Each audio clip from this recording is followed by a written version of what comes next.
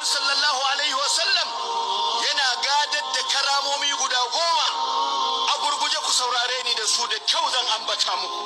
Na farko wanda yake yawaita salatin annabi al-malikul jabbaru zai masa salati, wanda yake yawaita salatin annabi manzan Allah zai cece shi,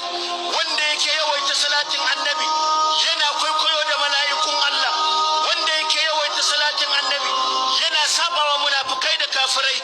wanda yake yawaita salatin annabi yana wato salin kankare zunubansa da dukkan alhakokinsa, wanda yake yawaita salatin annabi zai samu biyan bukata duniya da lahira, wanda yake yawaita salatin annabi zahirinsa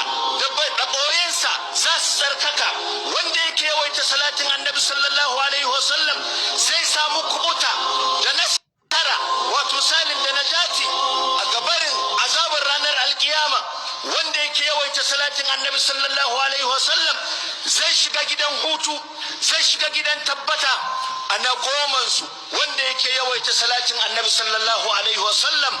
Allah al-malikul ghaffaru zai masa sallama, zai masa gaisuwa. إن الله وملائكته يصلون على النبي يا أيها الذين آمنوا صلوا عليه وسلموا تسليما. هكا الله تعالى يا